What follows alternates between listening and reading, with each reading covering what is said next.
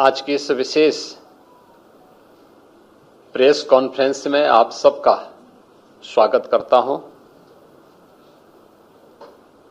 आज की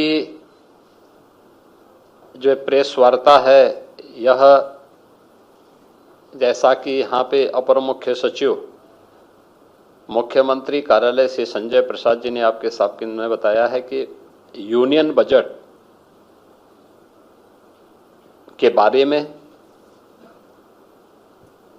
देश की इकोनॉमी और देश की सबसे बड़ी आबादी के राज्य उत्तर प्रदेश पर इसका क्या असर पड़ने जा रहा है, इस पर मैं इस विशेष प्रेस वार्ता के माध्यम से आपका ध्यान आकर्षित करने का प्रयास करूंगा।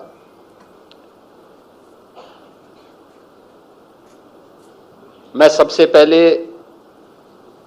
इस विजनरी बजट के लिए आदरणीय प्रधानमंत्री जी के प्रति आभार व्यक्त करता हूं और केंद्रीय वित्त मंत्री जी को मैं हृदय से धन्यवाद देता हूं कि पिछले 11 साढ़े 11 वर्ष के अंदर हमने आदरणीय प्रधानमंत्री जी के नेतृत्व में जो यात्रा तय की है उसकी बदौलत जो नीतियां तय हुई, योजनाएं केवल कागजों तक सीमित नहीं होंगी बल्कि जमीनी धरातल पर उसका इम्पैक्ट होगा। आज उसी का परिणाम है कि 11 वर्ष में 25 करोड़ से अधिक की आबादी गरीबी रेखा से उबर करके आत्म गौरव के साथ भारत की प्रगति में अपना योगदान दे रहे हैं। जब नीति स्पष्ट होती है, नियत साफ होती है, तो उसके परिणाम इसी रूप में सामने आते हैं कि तीसरी बड़ी अर्थव्यवस्था के रूप में भारत आज दुनिया में तेजी के साथ आगे बढ़ा है। पिछले 11 वर्ष में हम सब ने इस बारे में देखा है कि प्रधानमंत्री जी का हर भारतवासी के प्रति सदैव यह आग्रह रहा है कि हमें नेशन फर्स्ट के भाव के साथ काम करना चाहिए और उसमें केवल अपने अधिकार की ही हम बात न करें बल्कि अपने कर्तव्यों की भी हम बात करें। याद करें जब 2015 में प्रधानमंत्री जी ने 26 नवंबर की तिथि को संविधान दिवस के रूप में घोषित किया था, तो उन्होंने देश भर में इस बात की चर्चा के लिए आह्वान किया था कि हम मौलिक अधिकारों की बात तो करते हैं लेकिन अपने मूल कर्तव्यों की चर्चा नहीं करते। विधायिका के साथ साथ अन्य मंचों पर हर नागरिक के कर्तव्य क्या हैं राष्ट्र के प्रति, समाज के प्रति, और ये पहला बजट है जो कर्तव्य भवन से बन करके सामने आया है। हर भारतीय को अपने कर्तव्यों का एहसास कराने के लिए भी यह बजट आग्रह कर रहा है, जिसमें राष्ट्र के प्रति कर्तव्य बोध और भविष्य की जिम्मेदारी भी इस बजट में हम सबके सामने दिखाई देती है। युवा शक्ति संचालित गरीब वंचित केंद्र विकास और समान रूप से पूरे देश के अंदर एक समावेशी विकास को ध्यान में रख करके वर्ष 2026-27 का यह बजट कल वित्त मंत्री जी ने देश की संसद में प्रस्तुत किया है। बजट में जो चीज हमें देखने को मिली है कि रिफॉर्म, ग्रोथ और फिस्कल डिसिप्लिन यह बहुत स्पष्ट रूप से हमें देखने को मिला है।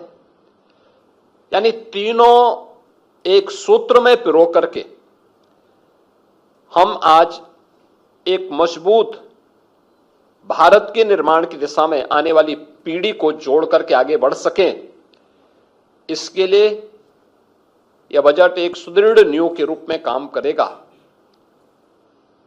कल प्रस्तुत संसद में प्रस्तुत बजट इसका प्रतीक है। बजट में हर नागरिक के लिए जो अपने कर्तव्य के बारे में मैंने कहा ना कि मूल कर्तव्यों के बारे में हमने अक्सर चर्चा सुनी है। बजट के माध्यम से 3 महत्वपूर्ण कर्तव्यों की ओर ध्यान आकर्षित किया गया है और इसमें जो महत्वपूर्ण पक्ष इसके माध्यम से हम सबके सामने आए हैं, देखने को मिले हैं कि उन सब पे भी हम लोग आगे बढ़े हैं। बजट में किसान, युवा, महिला और गरीब, इन सभी पक्षों को, इन सबकी आकांक्षाओं को ध्यान में रख करके यह बजट प्रस्तुत हुआ है। स्वाभाविक रूप से इस बजट के माध्यम से देश की सबसे बड़ी आबादी के राज्य की आकांक्षाओं की पूर्ति भी होती है। उसके लिए नई संभावनाओं के द्वार खुले हैं। इसमें मुख्य रूप से जब हम ध्यान देते हैं, सबसे पहली बात है कि 10,000 करोड़ रुपए का एमएसएमई सेक्टर के लिए बजट का प्रावधान। उत्तर प्रदेश देश के अंदर इसको लीड करता है। देश का सबसे बड़ा एमएसएमई बेस यूपी के पास है। 96 लाख एमएसएमई यूनिट यूपी के पास है। 3 करोड़ जो हमारी आबादी है, इस एमएसएमई के माध्यम से आर्थिक स्वावलंबन के पथ पर अग्रसर होती है। ये 10,000 करोड़ रुपए का जो एक फंड है, हमें एमएसएमई सेक्टर में, जिसको हमने ओडीओपी के रूप में, 1 डिस्ट्रिक्ट 1 प्रोडक्ट के रूप में प्रमोट किया है, जिसको हमने ब्रांडिंग की है, डिजाइनिंग के साथ, पैकेजिंग के साथ, एक्सपोर्ट के साथ जोड़ने का कार्य किया है। हम लोग इस बात को महसूस करते थे कि हमने ये तो किया, इसने हमारे एक्सपोर्ट को बढ़ाया, इसने रोजगार का सृजन किया, अब आगे क्या? ये 10,000 करोड़ हमें इसके अगले भविष्य के लिए, इसको नई तकनीक के साथ जोड़ने के लिए, ट्रेनिंग के प्रोग्राम के साथ जोड़ने के लिए, एक्सपोर्ट के साथ जोड़ने के लिए, पैकेजिंग की नई संभावनाओं को आगे बढ़ाने में यह यूपी जैसे राज्य को मदद करेगा और यूपी सर्वाधिक लाभ इसका ले पाएगा। 12,20,000 करोड़ का इंफ्रास्ट्रक्चर का जो फंड तैयार किया गया है, इसके लिए घोषणा की गई है। स्वाभाविक रूप से इसमें इंफ्रास्ट्रक्चर विकास का है, कनेक्टिविटी का है और भी अन्य सेक्टर को आगे बढ़ाने का, जिनमें 7 रेलवे के नए कॉरिडोर, दिल्ली वाराणसी, वाराणसी सिलीगुड़ी, ये 2 यूपी को प्राप्त हुए हैं। इस एयरपोर्ट के लिए एरोड्रम लाइसेंस की कार्रवाई फाइनल स्टेज में है। मेरा मानना है कि हम लोग इस महीने आदरणीय प्रधानमंत्री जी के कर कमलों से हमारा प्रयास होगा कि इस एयरपोर्ट का हम लोग उद्घाटन करवा दें। काफी बड़ा आया है देश की रक्षा आवश्यकताओं की पूर्ति के लिए और डिफेंस मैन्युफैक्चरिंग कॉरिडोर। मैं धन्यवाद दूंगा आपको कि मैं इस बात को भूल गया था, लेकिन डिफेंस मैन्युफैक्चरिंग कॉरिडोर के लिए यूपी में 6 नोड हमारे विकसित हो रहे हैं।